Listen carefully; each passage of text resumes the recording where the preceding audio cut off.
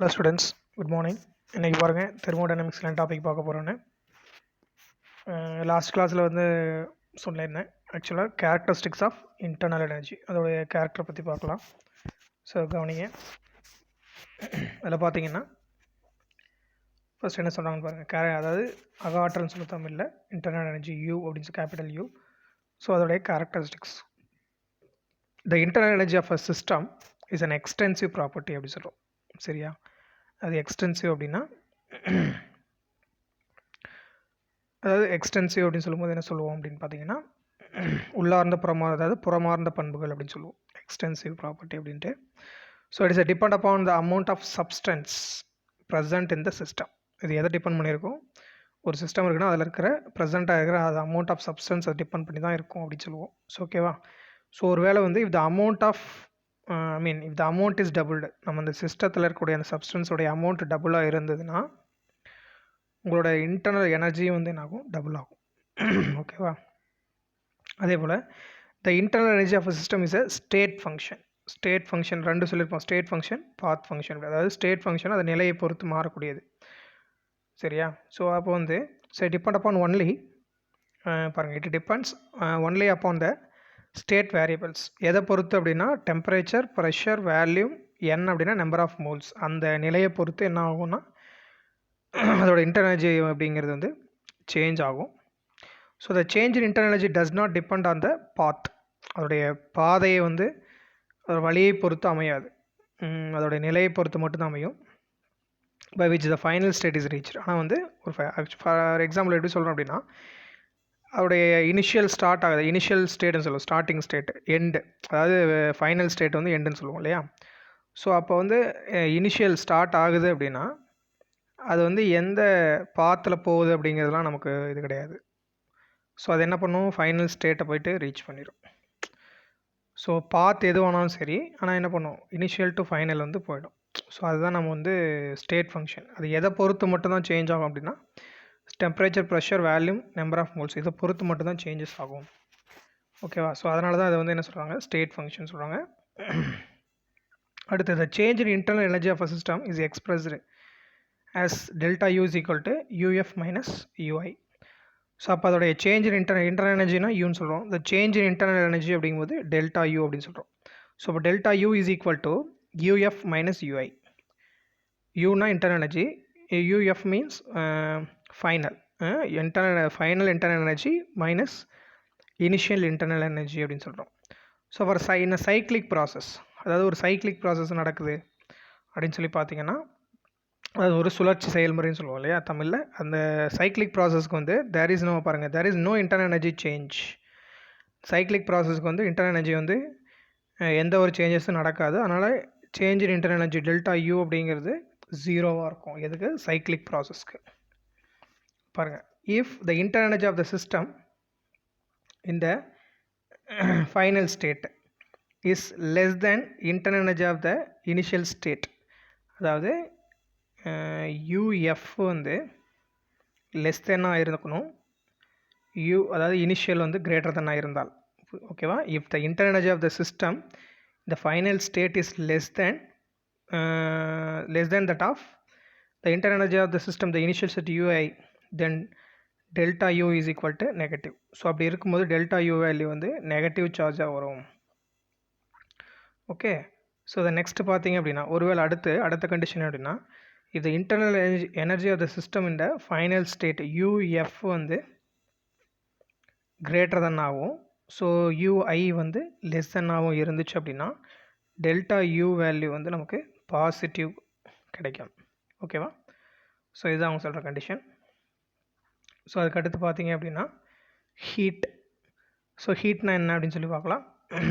இதோட முடிஞ்சது, அதாவது கேரக்டரிஸ்டிக்ஸ் ஆஃப் இன்டர்னல் எனர்ஜிங்கிறது அவ்வளோதான். ஸோ அதுக்கு அடுத்து வந்து ஹீட்னா என்ன? ஹீட்டு பாருங்கள், ஹீட் அப்படிங்கிறது என்ன அப்படின்னா, தட் இஸ் நம்ம எதை மென்ஷன் பண்ணுவோம்? ஹீட்டை வந்து நம்ம டெம்பரேச்சர் அதெல்லாம் வேறு. ஓகேவா? ஹீட் அப்படிங்கும்போது அதோடைய லெட்டர் வந்து Q அப்படின்னு சொல்கிறோம். ஸோ அந்த Q அப்படிங்கிறது என்ன அப்படின்னா, பாருங்கள், த ரிகார்டஸ் எனர்ஜி இந்த transit across boundary separating a system from its surroundings. அதாவது நமக்கு வந்து ரெண்டு இது சொல்லுவோம், அதாவது ஒன்று சரௌண்டிங்ஸு, ஸோ அதுக்குள்ளே இருக்க சிஸ்டம். ஓகேவா? இது சிஸ்டம், உள்ளே இருக்கிற சிஸ்டம், வெளியே இருக்கிற சரௌண்டிங்ஸ். ஸோ இதுக்கு ஒரு பவுண்ட்ரி இருக்கு இல்லையா, அந்த சிஸ்டத்துக்கும் சரௌண்டிங்ஸ்க்கும் ஒரு பவுண்ட்ரி லைன் இருக்கும். ஸோ இந்த பவுண்ட்ரி லைனில் ஆக்சுவலாக சரௌண்டிங்ஸ்க்கும் சிஸ்டத்துக்கு இடையில் இருக்க அந்த பவுண்ட்ரி லைனில் எவ்வளோ எனர்ஜி வந்து டிரான்சிட் அக்ராஸ் த பவுண்ட்ரி, அவங்க சொல்கிற பாயிண்ட் புரிஞ்சுக்கோங்க. The heat Q is regarded as the energy in டிரான்சிட்னா பரிமாற்றம் செய்தல்னு அர்த்தம். Across the boundary separating the system from it surroundings. அதாவது ஒரு சிஸ்டத்தை வந்து சரௌண்டிங்ஸ் கிட்டேருந்து வேறுபடுத்தி காட்டக்கூடிய அந்த பவுண்ட்ரின்னு அர்த்தம் எல்லை. அந்த எல்லைக்கும் அந்த சரௌண்டிங்ஸ்க்கும் இடையில் எவ்வளோ எனர்ஜி டிரான்சிட் ஆகுது, எவ்வளோ எனர்ஜி வந்து பரிமாற்றம், ஆற்றல் எவ்வளோ வந்து பரிமாற்றம் செய்யப்படுதோ அதை தான் நம்ம வந்து இந்த இடத்துல Q, தட் மீன்ஸ் ஹீட் அப்படின்னு சொல்கிறாங்க. அது இந்த எனர்ஜியை வந்து நம்ம ஹீட் எனர்ஜியாக இங்கே வந்து கன்சிடர் பண்ணிக்கிறோம். ஓகேவா, அந்த எனர்ஜி சேஞ்சஸை. ஸோ அதை தான் வந்து Qன்னு சொல்கிறாங்க. The heat changes leads to the temperature difference between the system and surroundings. அந்த ஹீட் சேஞ்சஸ் அப்படிங்கிறத நம்ம என்ன சொல்லுவோம் அப்படின்னா, சிஸ்டத்துக்கும் சரௌண்டிங்ஸ்க்கும் இடையில் இருக்கக்கூடிய ஹீட் சேஞ்ச், அதாவது வெப்ப மாற்றம், வெப்பத்தில் ஏற்படக்கூடிய மாற்றம் சொல்கிறோம். ஸோ ஹீட்டுங்கிறது ஒரு பாத் ஃபங்க்ஷன். ஓகேவா, ஹீட்டுங்கிறது என்னது, பாத் ஃபங்க்ஷன். அதை வந்து இங்கிலீஷில் தமிழில் என்ன சொல்லுவோன்னா வழிச்சார்பு அப்படின்னு சொல்லுவோம். தமிழில் அது பேர் வழிச்சார்பு. ஓகேவா. ஸோ த நெக்ஸ்ட் வந்து யூனிட் ஆஃப் ஹீட். அந்த ஹீட்டோட யூனிட் என்ன அப்படின்னு சொல்லி பார்த்தீங்கன்னா ஜூல் அப்படின்னு சொல்லலாம். அல்லது வந்து ஹீட் குவான்டிட்டிஸுங்கும் போது நம்ம ஜென்ரலாக என்ன சொல்லுவோம்னா, ஹீட் எனர்ஜி வந்து குவான்டிட்டியில் சொல்லும்போது கலோரி அப்படின்னு சொல்லுவோம். ஓகேவா. அதுக்கடுத்து இந்த கலோரி அப்படின்னா பாருங்கள், அது டெஃபினேஷன் சொல்கிறாங்க. Calorie is define as the quantity of heat required to raise the temperature of 1 gram of water by 1 degree Celsius in vicinity of 15 degree. விசினிட்டினா அதுக்கு கிட்டத்தட்ட நியர்பைன்னு சொல்லலாம். அப்போது ஒரு கலோரி, அதாவது ஒரு கலோரி அப்படிங்கிறது எப்படி டிஃபைன் பண்ணலாம் அப்படின்னா, the quantity of heat required to raise 1 gram, நம்ம எடுத்துக்கிற 1 gram ஏதோ ஒரு சப்ஸ்டன்ஸ் எடுத்துக்கிறோம் அப்படின்னா அதோடைய ஹீட்டை வந்து நம்ம எவ்வளோ இன்க்ரீஸ் பண்ணோம் அப்படின்னா 1 degree Celsius வந்து 1 டிகிரியிலேருந்து கிட்டத்தட்ட 15 degree Celsius, 1 degree Celsius இந்த விசினிட்டி ஆஃப் 15 டிகிரி அப்படின்னு சொல்கிறாங்க. ஸோ அதுக்கு எவ்வளோ ஹீட் குவான்டிட்டி ரெக்வயர்டு, எவ்வளோ ஹீட் நமக்கு தேவையோ, ஓகேவா. ஸோ அதை தான் நம்ம யாருன்னு சொல்கிறோம், கலோரி அப்படின்னு சொல்கிறோம். ஓகேவா. நம்ம எடுத்துக்கிற சப்ஸ்டன்ஸ் வந்து 1 gram, அது வந்து வாட்டராக இருக்கலாம். நம்ம இங்கே வந்து 1 gram வாட்டர்னு எடுத்துக்கிறோம். ஸோ அதோட டெம்பரேச்சர் வந்து 1 degree Celsius இந்த விசினிட்டி ஆஃப் 15 டிகிரி, 1 degree Celsiusலேருந்து 15 டிகிரி நியர்பையில் வந்து நம்ம வந்து ரைஸ் பண்ணுறோம். ஸோ அதுக்கு எவ்வளோ ஹீட் எனர்ஜி நமக்கு தேவைப்படுது, ஸோ அதை தான் நம்ம யாருன்னு சொல்கிறோம், கலோரி அப்படின்னு சொல்கிறாங்க. ஓகேவா. ஸோ 2 marksல இதை கேட்கலாம். ஸோ அதே போல் இந்த ஹீட்டோட யூனிட் பார்த்துக்கோங்க, யூனிட் ஆஃப் ஹீட் பார்த்துக்கோங்க. ஸோ அதுக்கு அடுத்து பார்த்தீங்க அப்படின்னா சைன் கன்வர்ஷன் ஆஃப் ஹீட்டுக்கு வந்து சைன் கன்வர்ஷன், அதாவது குறிமாற்றம், அதாவது குறியீடு மாற்றம் சொல்லுவோம் இல்லையா. ஸோ அந்த கன்வர்ஷன் வந்து எப்படின்னு சொல்கிறாங்க பாரு. த சிம்பிள் ஆஃப் ஹீட், ஆக்சுவலாக Qக்கு வந்து ஹீட்டுன்னு சொல்கிறோம். நம்ம வந்து 2 விஷயம் சொல்லலாம். Q அப்படிங்கும்போது amount of heat absorbed or released, அதாவது அந்த ஹீட் வந்து அப்சர்வ் ஆகலாம். சில ரியாக்ஷனில் ஹீட் அப்சர்வ் ஆகும், சில ரியாக்ஷனில் வந்து லிபரேட் ஆகும். ஸோ அதுதான் நம்ம Q அப்படின்னு சொல்கிறோம். The simple of heat is Qன்னு சொல்கிறோம். If heat flow in to the system from the surroundings, அதாவது if heat flow in to the system from surroundings, அதாவது என்ன சொல்கிறாங்கன்னா சரௌண்டிங்ஸில் இருந்து சிஸ்டத்துக்கு வந்து ஹீட் வந்து ஃப்ளோ ஆகுது. ஓகேவா. ஸோ அப்போ the energy of system increases. அதனால் இப்போ இது சரௌண்டிங்ஸ் வச்சுக்கலாம், இது சிஸ்டம் உள்ளே இருக்குது. ஸோ இங்கே என்ன ஆகுது அப்படின்னா சரௌண்டிங்ஸில் இருந்து சிஸ்டத்துக்கு வந்து ஹீட் வந்து ஃப்ளோ ஆகுது. If the heat flow in to the system from the surroundings, the energy of the system increases. அப்போ இந்த சிஸ்டத்தோட எனர்ஜிங்கிறது என்ன ஆகும், இன்க்ரீஸ் ஆகும். ஸோ அப்போ Q இந்த இடத்துல வந்து பாசிட்டிவ் சார்ஜ் ப்ளஸ் Q அப்படின்னு சொல்கிறோம். ஒருவேளை வந்து அதே சரௌண்டிங்ஸு, ஸோ உள்ள சிஸ்டம் இருக்குது பாருங்கள். If the heat flow of the system into the surroundings, இந்த ஹீட் ஃப்ளோங்கிறது சிஸ்டத்தில் இருந்து சரௌண்டிங்ஸ்க்கு போகுது அப்படின்னா the energy of the system decreases. அப்போ இந்த சிஸ்டத்தோட எனர்ஜி என்ன ஆகும், டிக்ரீஸ் ஆகும், குறையும். ஸோ அப்போ டேக்கன் பி நெகட்டிவ். ஸோ அப்போ Q வேல்யூ வந்து நமக்கு நெகட்டிவ் சார்ஜாக கிடைக்கும் அப்படின்னு சொல்கிறாங்க. ஓகேவா. ஸோ அதுக்கு அடுத்து ஒர்க்கு. ஸோ இப்போ எப்படி இங்கே பாசிட்டிவ் நெகட்டிவ் மாதிரியே ஒர்க்கு இருக்குது. இப்போ நம்ம ஒர்க் அப்படின்னு எதை சொல்லுவோம் அப்படின்னா it's define as the force multiplied by the displacement. ஓகேவா. the force multiplied by the displacement X, அதுதான் நம்ம ஒர்க்குன்னு சொல்லுவோம் இல்லையா. ஒர்க் அப்படிங்கிறது ஒரு ஃபோர்ஸ், அதாவது ஒரு விசை வந்து எவ்வளோ டிஸ்டன்ஸில் வந்து அது எவ்வளோ டிஸ்பிளேஸ்மெண்ட் எவ்வளோ ஆகுது, ஸோ அது மேலே செலுத்தப்படுற விசை எவ்வளோ. ஸோ ரெண்டுக்கு இருக்கிற பெருக்கல் பலனை தான் நம்ம யாரும் சொல்லுவோம் ஒர்க்குன்னு சொல்லுவோம். Force multiplied by the displacement. So அதுதான் பாரு எஃப் இன்ட்டு எக்ஸ் அப்படின்னு சொல்லுவாங்க. ஸோ இதுலேயும் பார்த்தீங்கன்னா 2 சைன் இருக்குது. அதாவது மைனஸ் டபிள்யூ ஒர்க் அப்படின்னா டபிள்யூ சொல்லுவோம். Minus W is equal to F into x இப்படியும் சொல்லலாம். அது ப்ளஸ் டபிள்யூவும் வருது. அதுக்கு என்ன வித்தியாசம் நான் சொல்கிறேன் பாருங்கள். இப்போ ஒர்க் அப்படின்னா என்ன சொல்லிடுறாங்க, எஃப் இன்ட்டு எக்ஸு.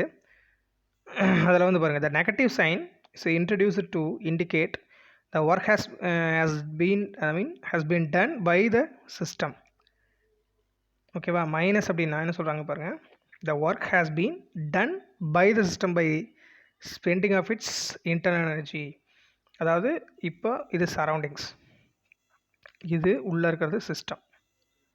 இப்போ நெகட்டிவ் சைன் அப்படின்னா ஒர்க் டன், அந்த ஒர்க் டன் அப்படிங்கிறது எதனால் நடக்கப்பட்டதுன்னா இந்த சிஸ்டத்தினால நடந்திருக்குன்னு அர்த்தம். Work done by the system, அதாவது தமிழில் அழகாக சொல்லணும்னா அமைப்புன்னு சொல்லலாம். சிஸ்டத்துக்கு பேர் அமைப்புன்னு சொல்லலாம் தமிழில். ஸோ அப்போ டன் பை த சிஸ்டம், அதாவது அமைப்பினால் வேலை செய்யப்படுகிறது. அப்போ என்னாகும், இதோட எனர்ஜி வந்து ஒர்க்கு வந்து என்னாகும், நெகட்டிவ் சார்ஜ். அப்போ அதோடைய ஸ்பெண்டிங் இட்ஸ் இன்டர்னல் எனர்ஜி, இதோட இன்டர்னல் எனர்ஜி என்னாகும், ஸ்பெண்ட் பண்ணும். அதாவது டன் பை த சிஸ்டம், அமைப்பினால் வேலை செய்யப்படுகிறது அப்படின்னா இதோட எனர்ஜி இது வந்து என்ன பண்ணும், ஸ்பெண்ட் பண்ணும். ஸ்பெண்ட் பண்ணும்போது என்னாகும், இதோட எனர்ஜி குறையும். ஸோ த இன்டர்னல் எனர்ஜி பாருங்கள், த ஸ்பெண்டிங் இட்ஸ் இன்டர்னல் எனர்ஜி. அப்போ டபிள்யூ மைனஸ்க்கு வந்து என்ன வரும், டபிள்யூக்கு என்ன சார்ஜ் வந்துடும், மைனஸ் சார்ஜ் வரும். எப்போது work done by the system, work done by the சிஸ்டமாக இருந்தால் ஒர்க் டபிள்யூக்கு மைனஸ் சார்ஜ் வரும். அடுத்து அதே வந்து இது ப்ளஸ் சார்ஜும் வரும். ஒர்க்குக்கு ப்ளஸ் சார்ஜ் எப்படி சார் வரும் அப்படின்னா அதே போல் தான். இப்போ ஒரு சரௌண்டிங்ஸ் உள்ள சிஸ்டம்.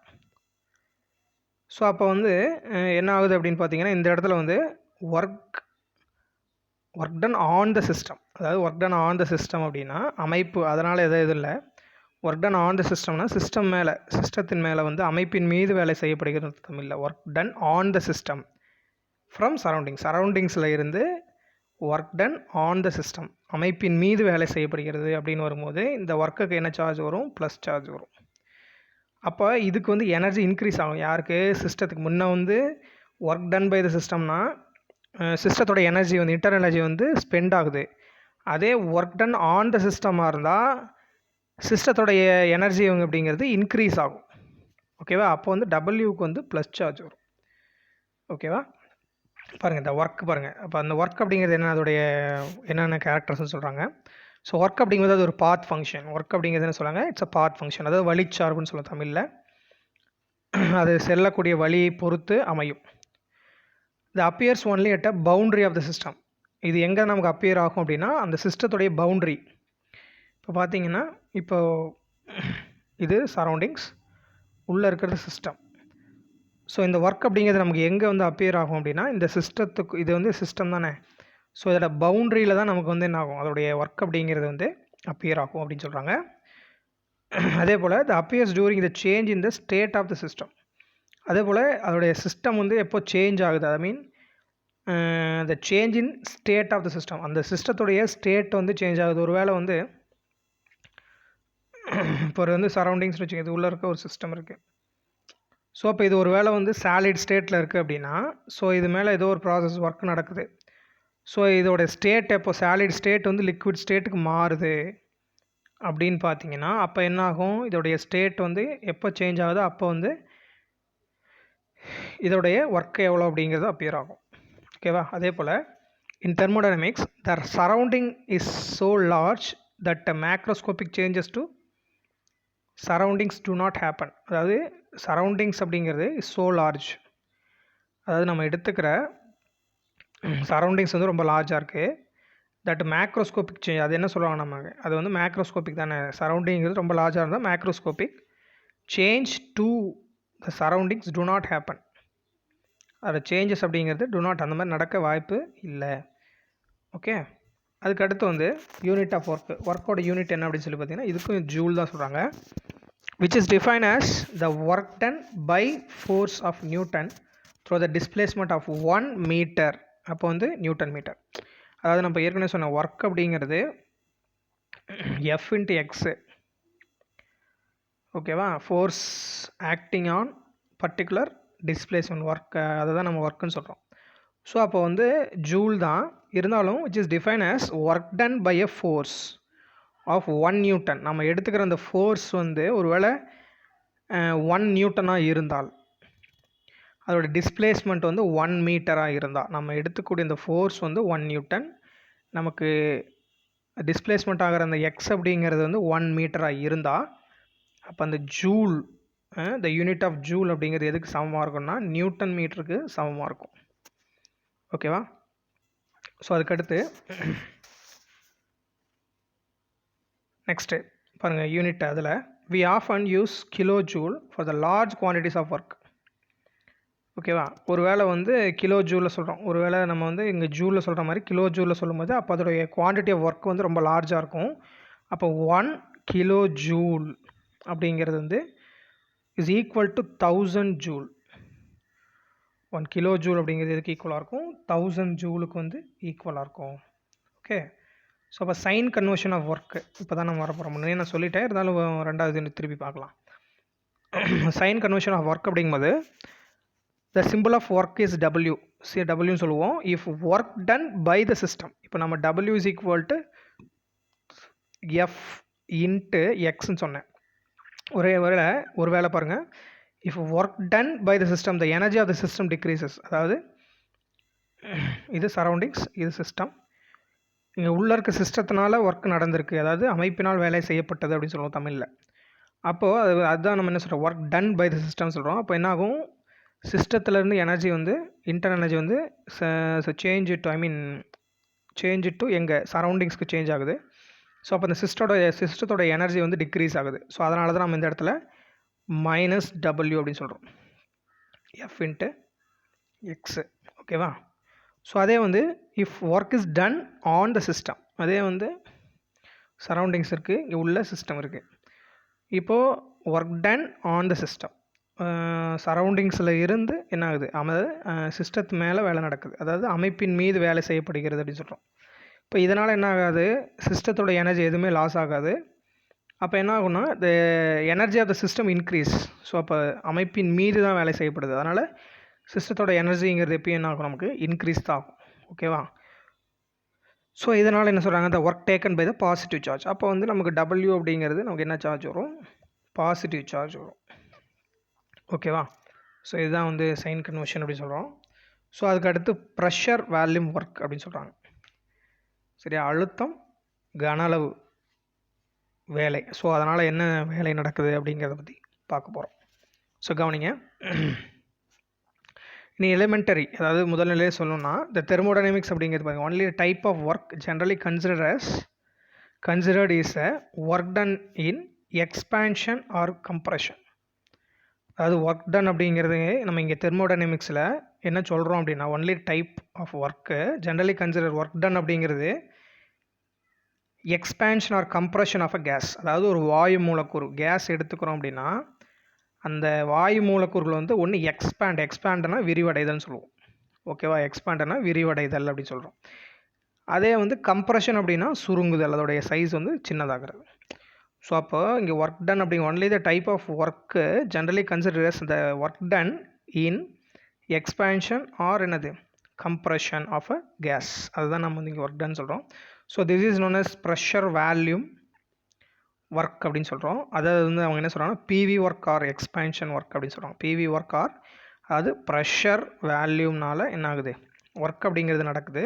எப்போ அப்படின்னா அந்த கேஸுடைய ப்ரெஷர் வேல்யூ மாறும்போது எக்ஸ்பேன்ஷன் ஆர் கம்ப்ரெஷன் நடக்குது. ஸோ அதனால் அந்த கேஸ் மாலிகுல்ஸ் வந்து எக்ஸ்பேண்ட் ஆகலாம் அல்லது வந்து கம்ப்ரெஸ் ஆகலாம், விரிவடையலாம் அல்லது சுருங்கலாம். ஸோ அதுதான் வந்து ப்ரெஷர் வேல்யூம் ஒர்க்குன்னு சொல்கிறோம், பிவி ஒர்க் ஆர் எக்ஸ்பேன்ஷன் ஒர்க்குன்னு சொல்கிறோம். ஓகேவா?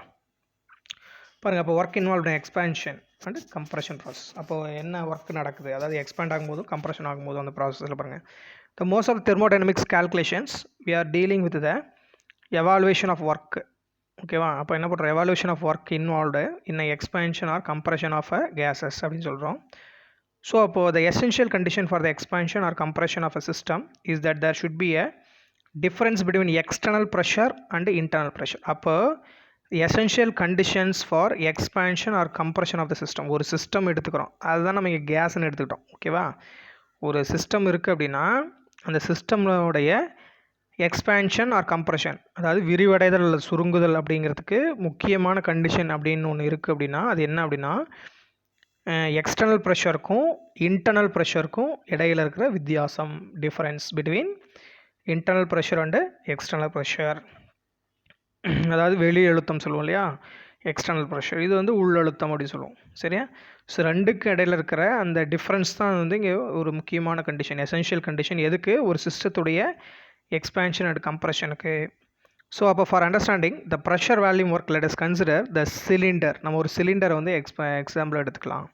பாருங்கள் இங்கே இருக்குது. ஸோ இந்த சிலிண்டரை வந்து நம்ம எக்ஸாம்பிளாக எடுத்துக்கலாம். ஸோ பாருங்கள் என்ன சொல்கிறாங்கட்டு. For understanding the pressure volume work let is consider the cylinder which contains n moles of ideal gas fitted with frictionless piston அப்போ கிராஸ் செக்ஷன் ஏரியா ஏ. இப்போ ஒரு பிஸ்டன் எடுத்துக்கலாம். ஸோ இதில் வந்து உள்ளே வந்து கேஸ் வந்து ஃபில் பண்ணிக்கலாம். ஸோ அந்த கேஸ் மேலே இந்த இதில் இந்த பிஸ்டன் மீன் சிலிண்டர். ஸோ இதில் பார்த்தீங்கன்னா பிஸ்டன், இதுதான் பிஸ்டன். சரியா, இந்த பிஸ்டன் வந்து பார்த்திங்கன்னா ஸோ இது வச்சுக்கிறோம். அதாவது இது வந்து ஃபோர்ஸ். இந்த பிஸ்டன் வந்து என்ன ஆகும், ஃப்ரிக்ஷன்லெஸ் பிஸ்டன் அப்படின்னு அர்த்தம். உராய்வு இருக்கக்கூடாது, அப்படி சுவர்களில் வந்து உராய்வு இருக்கக்கூடாது. ஆனால் அந்த பிஸ்டன் வந்து என்ன பண்ணும், டவுன்வேர்டு அப்வேர்டு, மேலே கீழே வந்து மூவபிளாக இருக்கணும். ப்ளஸ் வந்து இதில் கொடுக்கக்கூடிய அந்த ஃபோர்ஸ் தான் எஃப். ஸோ இந்த பிஸ்டனுடைய இந்த ஏரியா ஆஃப் கிராஸ் செக்ஷன் அப்படிங்கிறது ஏ. ஓகேவா, உள்ளே இருக்கிறது கேஸ். கேஸ்க்கு இங்கே இந்த இடத்துல என்ன இருக்கும், ஒரு குறிப்பிட்ட அழுத்தம், ப்ரெஷர் வந்து இருக்கும். ஸோ பாருங்கள், அதுதான் சொல்கிறாங்க. அப்போ the total volume of the gas inside is V and pressure of gas P internal. புரியுதா? அப்போ ஒரு total volume of gas inside, அதாவது முன்னாடி ஃபஸ்ட்டு இந்த பிஸ்டன் இப்போ நான் இப்போ தான் எடுத்துக்கிறேன் அப்படின்னா இதுக்குள்ளே இருக்கிற கேஸ் இருக்குதுன்னு வச்சுக்கோங்க, ஃபில் ஆகிருக்கு கேஸு. அதோடைய கேஸோடைய வேல்யூம் வந்து VI அப்படின்னு வச்சுக்கோம். இனிஷியலாக எவ்வளோ வேல்யூம் இருக்கோ அது VI. அதே போல் இதுக்குள்ளே இப்போ இருக்கிற ப்ரெஷரை வந்து நான் யானை எடுத்துக்கிறேன்னா P இன்டர்னல். இன்டர்னல் தான் உள் அழுத்தம், உள்ளே இருக்கக்கூடிய அழுத்தம். ஓகேவா, அடுத்தது இஃப் எக்ஸ்டர்னல் ப்ரெஷர், ஒருவேளை நான் எக்ஸ்டர்னல் ப்ரெஷருங்கிறது நீங்கள் இப்போ சப்போஸ் இங்கே மேலே வந்து ஃபோர்ஸ் ப்ரெஷர் வந்து ஃபோர்ஸ் நீங்கள் உள்ளே இந்த பிஸ்டனுக்கு வந்து ப்ரெஸ் பண்ணும்போது அழுத்தும் போது உங்களுக்கு உள்ளே வந்து என்ன ஆகும், ப்ரெஷரில் வந்து சேஞ்சஸ் நடக்கலாம். அப்போ நீங்கள் மேலே கொடுத்த அந்த ஃபோர்ஸ் ஆஃப் ப்ரெஷர், நீங்கள் எவ்வளோ ப்ரெஷர் கொடுக்குறீங்களோ ஸோ அதை தான் என்ன சொல்கிறாங்கன்னா P எக்ஸ்டர்னல். ஸோ அப்போ வந்து இஃப் த எக்ஸ்டர்னல் ப்ரெஷர், நீங்கள் மேலே கொடுக்கக்கூடிய அந்த ப்ரெஷர் எக்ஸ்டர்னல் ப்ரெஷர் வந்து கிரேட்டர் தேன் இன்டர்னல் ப்ரெஷர் அப்படின்னா பிஸ்டன் மூவ்ஸ் இன்வேர்டுன்னு அர்த்தம். உள்ளே மேலே கொடுக்கக்கூடிய ப்ரெஷர் வந்து ஹையராக இருக்கும், உள்ளே இருக்கிற ப்ரெஷர் கம்மியாக இருந்தது அப்படின்னா inward the pressure inside becomes equal to P external. அப்போ வந்து என்ன ஆகும், இந்த பிஸ்டன் வந்து கீழ் நோக்கி மூவ் ஆகும், இன்வேர்டு உள்ளே மூவ் ஆகும். எது வரைக்கும் மூவ் ஆகும் சார், இந்த பிஸ்டன் நீங்கள் மேலே ப்ரெஷர் கொடுக்கும்போது P external is greater than P internal அப்படின்னா அப்போ வந்து பிஸ்டன் எப்படி மூவ் ஆகும் அப்படின்னு சொல்லி பார்த்தீங்கன்னா இப்போ இங்கே உள்ளே இருக்கிற இந்த P இன்டர்னல் ப்ரெஷரும் இப்போ இன்டர்னல் ப்ரெஷர் வந்து கம்மியாக இருக்குது, எக்ஸ்டர்னல் ப்ரெஷர் நீங்கள் கொடுக்குறது அதிகமாக இருக்குது. ஸோ இப்போ வந்து பிஸ்டன் வந்து கீழ் நோக்கி மூவ் ஆகும். அப்போ எது வரைக்கும் இந்த பிஸ்டன் மூவ் ஆகும் அப்படின்னா உள்ளே இருக்க இன்டர்னல் ப்ரெஷரும் நீங்கள் மேலே கொடுக்குற எக்ஸ்டர்னல் ப்ரெஷரும் ஈக்குவல் பேலன்ஸ் ஆகிற வரைக்கும் இந்த பிஸ்டன் வந்து இன்வேர்டு உள்நோக்கி நகரும். Okay, becomes equal P external let the change is achieved in the single step and the final volume be VF. அப்போது முன்னாடி ஏற்கனவே இருந்த வேல்யூம் நம்ம என்ன சொன்னோம், இனிஷியல் வேல்யூம் வந்து VIன்னு சொன்னோம். இப்போது நீங்கள் மேலே எக்ஸ்டர்னல் ப்ரெஷர் கொடுத்ததுக்கப்புறம் இப்போ என்னாச்சு, P external is equal to P internal. So அப்போ ரெண்டோட ப்ரெஷரும் ஈக்குவல் ஆகிடுச்சு இப்போது. ஸோ அப்போ முன்னாடி கொடுத்த வேல்யூம் VI, இப்போ இருக்கிற அந்த வேல்யூம், இப்போ இந்த மூவ் ஆகிருக்கும் இல்லையா, பிஸ்டன் மூவ் ஆகும்போது என்ன இருக்கும், இந்த வேல்யூம் வந்து குறைஞ்சிருக்கும். ஸோ அதை வந்து VFன்னு வச்சுக்கணும். ஓகேவா, ஸோ அப்போ இதுலேருந்து இந்த கேஸ் ஆஃப் ஒர்க், இந்த இடத்துல பாருங்கள் work is done on the system. இந்த இடத்துல பார்த்தீங்கன்னா நீங்கள் மேலேருந்து என்ன பண்ணுறீங்க, ப்ரெஷர் கொடுக்குறீங்க, எக்ஸ்டர்னலாக ப்ரெஷர் கொடுக்குறீங்க. இது வந்து இப்போ ஒரு சிஸ்டம் அப்படின்னு வச்சு, இந்த பிஸ்டனை வந்து ஒரு சிஸ்டம்னு வச்சுக்கிட்டா, இப்போ இது மேலே தான் ஒர்க் நடக்குது, அதாவது அமைப்புன்னு வச்சுக்கிட்டா, இது ஒரு சிஸ்டம் வச்சுக்கிட்டா, அமைப்பின் மீது வேலை செய்யப்படுகிறது. Work done on the system, புரியுதா? ஸோ அப்போ இந்த இடத்துல டபிள்யூ அப்படிங்கிறது என்னவாகும் அப்படின்னா plus is equal to minus F into delta X. Delta எக்ஸ்னு என்ன அர்த்தம், எக்ஸ் டிஸ்பிளேஸ்மெண்ட் வந்து மாறுது இல்லையா. இப்போ ஒர்க் டன் முன்னாடி வந்து டிஸ்பிளேஸ்மெண்ட் பார்த்திங்கன்னா ஏற்கனவே ஒரு இது இருக்கும். ஸோ இப்போ அந்த டிஸ்பிளேஸ்மெண்ட்டுங்கிறது சேஞ்ச் ஆகும் இல்லையா. ஸோ அதை தான் வந்து என்ன சொல்கிறோம், டெல்டா எக்ஸ். அதுதான் பாருங்கள் இங்கே டிஎக்ஸ்ன்னு சொல்லியிருப்பாங்க. ஓகேவா? ஸோ அதுதான் பாருங்கள். ஸோ அப்போது பாருங்கள், where dx is the distance moved by the piston during the compression and f is the force acting on the gas. அப்போ அதில் dx அப்படிங்கிறது இப்போ கம்ப்ரஸ் ஆகும்போது எவ்வளோ டிஸ்பிளேஸ்மெண்ட் ஆச்சுங்கிறது dx. அப்போ எவ்வளோ ஃபோர்ஸ் நம்ம கொடுக்குறோம் அப்படிங்கிறது f. அப்போ பாருங்கள், f அப்படிங்கிறது p எக்ஸ்டர்னல் இன்ட்டு a. இந்த f ஃபோர்ஸுங்கிறது எதை பொறுத்து அமையும்னா, நம்ம கொடுத்த ப்ரெஷர் எக்ஸ்டர்னல் ப்ரெஷர் அண்டு ஏ அப்படிங்கிறது ஏரியா ஆஃப் கிராஸ் செக்ஷன், இதோட ஏரியா, அதை பொறுத்து தான் அந்த ஃபோர்ஸ் அப்படிங்கிறது அமையும். ஸோ அப்போ டபிள்யூ நம்ம ஏற்கனவே இங்கே பாருங்கள், டபிள்யூக்கு நம்ம சொல்லியிருக்கோம் work done on the system அப்படிங்கும்போது W is equal to minus F into delta x அப்படின்னு சொல்லியாச்சு. ஸோ அப்போ இங்கே ஃபோர்ஸ் அப்படிங்கிறது பி எக்ஸ்டர்னல் இன்ட்டு ஏன்னு சொல்லியாச்சு. ஸோ இந்த பி எக்ஸ்டர்னல் இன்ட்டு ஏ வந்து எங்கே சப்ஸ்டியூட் பண்ணலாம் பாருங்கள், W is equal to minus F into delta x, அதில் சப்ஸ்டியூட் பண்ணுங்கள். ஸோ அப்போ W is equal to minus P external into A into delta x. இங்கே வந்து ஏ இன்ட்டு டெல்டா எக்ஸை வந்து நம்ம என்னென்னு வச்சுக்கலாம் அப்படின்னா த வேல்யூம் சேஞ்ச். வேல்யூம் வந்து எவ்வளோ சேஞ்ச் ஆச்சு நம்ம ஏற்கனவே சொன்னோம் இல்லையா. பிகினிங்கில் இருந்த வேல்யூம் வந்து விஐ அப்படின்னு வச்சுக்க சொன்னேன். பிகினிங்கில் இருக்க வேல்யூம் விஐஏ இனிஷியல், கடைசியாக எவ்வளோ வேல்யூம் வந்து விஎஃப். அதை வந்து என்ன சொல்லிட்டாங்க, இந்த ஏ இன்ட்டு டெல்டா எக்ஸுக்கு பதிலாக விஎஃப் மைனஸ் விஐ அப்படின்னு வச்சுக்கலாம். ஓகேவா? இப்போ minus Vf minus Va. So minus பாருங்கள், minus P external is equal to VF minus VI அப்படின்னு வச்சுக்கலாம். ஸோ இப்போ வந்து இந்த இடத்துல பாருங்கள், W is equal to minus P external into minus delta x, sorry delta எக்ஸுங்கிறேன், டெல்டா வி மைனஸ் டெல்டா வின்னு வந்திருக்கு. எதனால மைனஸ் டெல்டா வி வந்திருக்கு, எப்படி மைனஸ், ஏன் வந்து இந்த இடத்துல மைனஸ் சார்ஜ் வந்துச்சு அப்படிங்கிறத இந்த இடத்துல யோசனை பண்ணணும். விஎஃப் வந்து லெஸ் தென்னாகவும் விஐ வந்து கிரேட்டர் தென்னாகவும் இருந்தால், அதாவது இனிஷியல் வேல்யூம் வந்து அதிகமாகவும் ஃபைனல் வேல்யூ கம்மியாகவும் இருந்தால் நமக்கு என்ன வரும், வி அதாவது வேல்யூம் வந்து என்ன நெகட்டிவ் சார்ஜ் வரும், டெல்டா வி வந்து நெகட்டிவ். ஸோ அதனால தான் இந்த இடத்துல நெகட்டிவ் போட்டிருக்காங்க பாருங்கள்.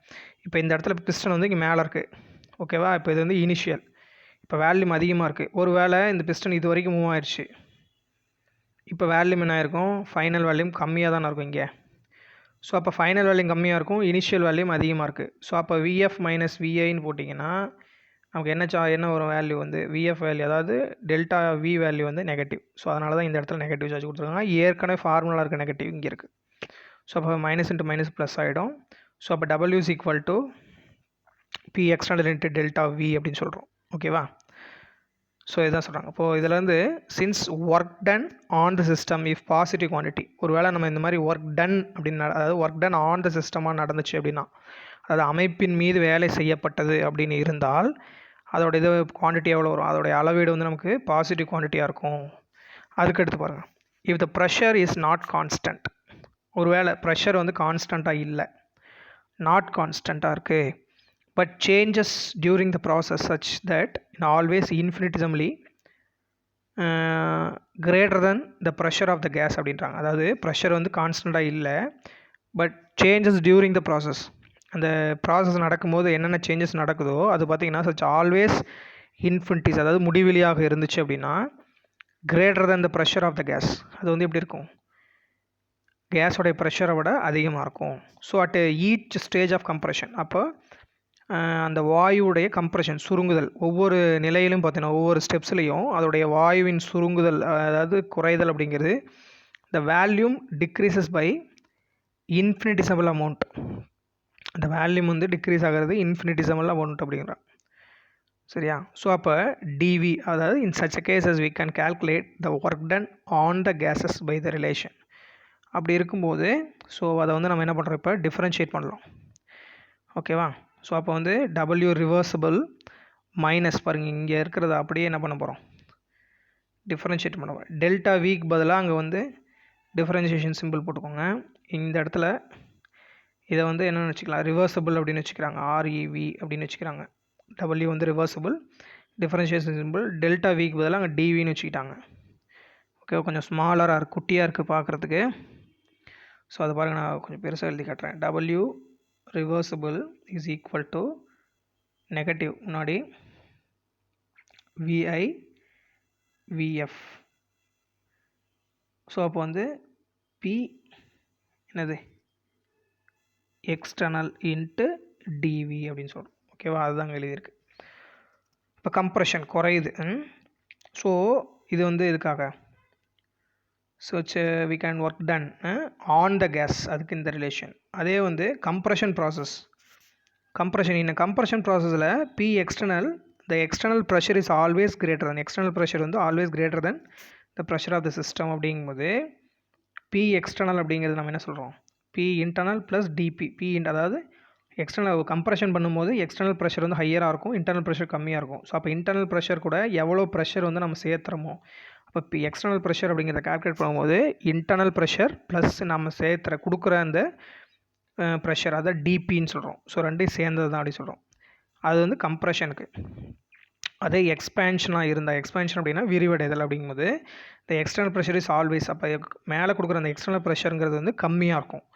ஸோ அப்போது எக்ஸ்டர்னல் ப்ரெஷர் வந்து எப்படி கால்குலேட் பண்ணுவோம்னா பி இன்டர்னல், அதிலேருந்து என்ன பண்ணுவோம், நமக்கு எவ்வளோ ப்ரெஷர் வந்து மேலே இழுக்கிறோமோ அதாவது மைனஸ் பண்ணும். ஏற்கனவே இன்டர்னல் ப்ரெஷர்லேருந்து நம்ம கொடுக்குற ப்ரெஷர் வந்து மைனஸ் பண்ணிக்கணும். ஓகேவா? ஸோ இது கம்ப்ரெஷனுக்கு, இது வந்து எக்ஸ்பேன்ஷனுக்கு கொடுக்கக்கூடியது. ஓகேவா? ஸோ அதுக்கு அடுத்து பார்த்தீங்க அப்படின்னா அது பாருங்கள், அதுதான் வந்து ஒரு கிராஃப் வழியாக நம்ம வந்து எக்ஸ்பிளைன் பண்ணுறாங்க. ஓகேவா? P pressure volume. ஸோ அப்போ ப்ரெஷர் விஎஃப் ஃபைனலு, இது வந்து வி இனிஷியல். ஸோ அப்போ இங்கேருந்து பாருங்கள், இனிஷியல்லேருந்து என்ன ஆகிட்டே போகுது, வேல்யூம் குறைஞ்சிக்கிட்டே வருது. பிஸ்டனில் போகிறதே தான் பாருங்கள், பிஸ்டனில் பாருங்கள் வேல்யூம் இப்போ இங்கே அதிகமாக இருக்குது, வேல்யூம் இப்படியே குறைஞ்சிக்கிட்டே வருது. அப்போ வேல்யூம் குறைய இங்கே நம்ம கொடுக்குற ப்ரெஷர் என்ன ஆகிட்டே வரும், அதிகமாகிட்டே வருமா? ஸோ அதுதான் இங்கே பாருங்கள், விஎஃப் விஐஏ இது ப்ரெஷரு. இங்கே நீங்கள் இனிஷியலில் வந்து வேல்யூம் வந்து ரொம்ப அதிகமாக இருக்குது, வேல்யூம் குறைஞ்சிக்கிட்டே வருது, குறைய இங்கே பாருங்கள் ப்ரெஷர் வந்து என்ன ஆகிட்டே போகுது, இன்க்ரீஸ் ஆகுது.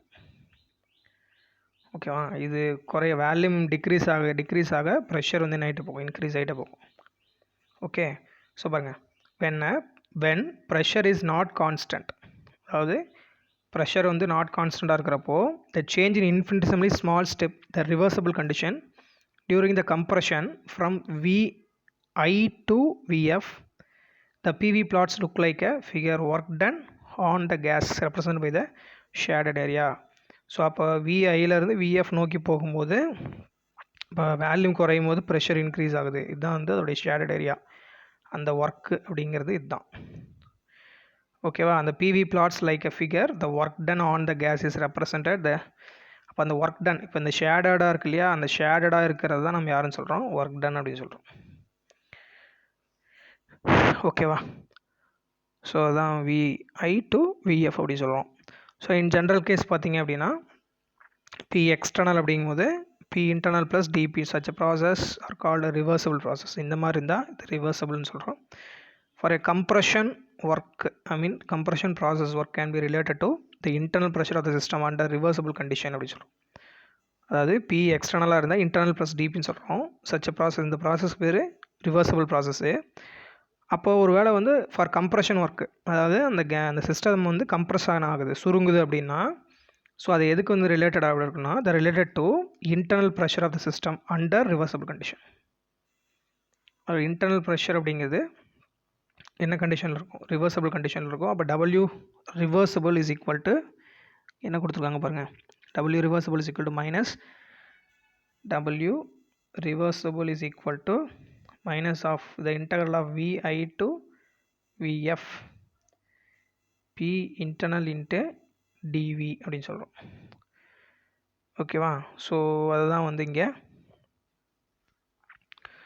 பாருங்கள், நமக்கு வந்து for given system ideal gas equation வச்சு சொல்லியிருக்காங்க. PV is equal to NRT. பிவியில் வந்து ப்ரெஷர் வந்து இன்டர்னல் ப்ரெஷர் வச்சுக்கிட்டா V is equal to NRT. இது பி இன்டர்னலுக்கு is equal to NRT by V அப்படின்னு வச்சுக்கலாம். அப்போ W reversible is equal to P இன்டர்னலுக்கு பதிலாக என்ஆர்டி பை வி அப்படின்னு வச்சுக்கோங்க. ஸோ அதில் வந்து இப்போ வந்து என்ன பண்ணுறோம், டிஃபரன்ஷியேட் பண்ணலாம். பாருங்கள், பி ரிவர்சபிள் என்ஆர்டிங்கிறது கான்ஸ்டன்ட் அப்படிங்கிறனால வெளியே எடுத்துக்கோங்க. அப்போ வந்து வெளியே எடுத்துகிட்டு டிவி பை வி. ஸோ அதை வந்து டிஃபரன்ஷியேட் பண்ணும்போது விஎஃப் மைனஸ் விஐ அப்படின்னு வந்துடுது. ஸோ விஎஃப் மைனஸ் விஐ அப்படியே இருக்கவே இது என்ஆர்டி அப்படிங்கிறது கான்ஸ்டன்ட் தானே. ஸோ இது வந்து லானில் இருக்குது. ஸோ இது லாகுக்கு மாற்றும் போது W reverse equal to minus 2.303 nRT log of Vf minus VI அப்படின்னு இருக்குது. ஓகேவா? ஸோ பாருங்கள், இஃப் ஒரு வேளை வந்து விஎஃப் இஸ் கிரேட்டர் தென் விஐயாக இருந்தால் அது வந்து எக்ஸ்பேன்ஷன் அர்த்தம். ஓகேவா? அதாவது ஃபைனல் வேல்யூம் வந்து அதிகமாகவும் இனிஷியல் வேல்யூம் கம்மியாக இருந்தால் அந்த ஒர்க்குக்கு பேர் எக்ஸ்பேன்ஷன் ஒர்க்குன்னு சொல்கிறோம். அப்போ அந்த இடத்துல என்ன நடக்குதுன்னா, அந்த sign of work done by the process is negative. அப்போ அந்த இடத்துல வந்து ஒர்க் டன் டபிள்யூங்கிறது நமக்கு நெகட்டிவாக இருக்கும். ஓகேவா? அதே வந்து if VF is less than விஐயாக இருந்தால் ஃபைனல் வேல்யூம் வந்து கம்மியாகவும் இனிஷியல் வேல்யூம் அதிகமாகவும் இருந்தால் அதுக்கு பேர் கம்ப்ரெஷன், சுருங்குதல்னு சொல்கிறோம்.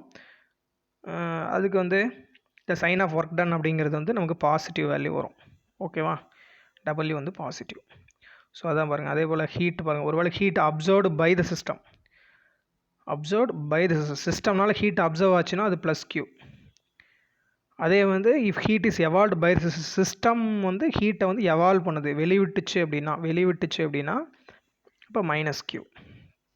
அதே வந்து work is done by the சிஸ்டமாக இருந்தால் மைனஸ் டபிள்யூ. ஏன்னா டன் பை த சிஸ்டம் வந்து சிஸ்டமோட எனர்ஜி வந்து குறையும், அப்போ மைனஸ் டபிள்யூ. அப்போ work done on the system அப்படிங்கும்போது அங்கே சிஸ்டத்துக்கு வந்து எனர்ஜி இன்க்ரீஸ் ஆகும், அப்போ ப்ளஸ் டபிள்யூ. ஓகேவா ஸ்டூடெண்ட்ஸ்? ஸோ இதுதான் வந்து இன்னைக்கு கிளாஸு முடிஞ்சது. ஸோ இன்னைக்கு கிளாஸ் இதோட ஃபினிஷ் பண்ணிக்கலாம். ஸோ நெக்ஸ்ட்டு வந்து நம்ம என்ன பண்ண போகிறோம்னா, தெர்மோடைனமிக்ஸில் பார்த்திங்கன்னா 3 லாஸ் இருக்குது. 0th law, first law, second law and third law, 3 லா இருக்குது நமக்கு. ஸோ இப்போ நம்ம 0th லாவிலேருந்து நெக்ஸ்ட் கிளாஸ் வந்து கண்டினியூ பண்ண போகிறோம்.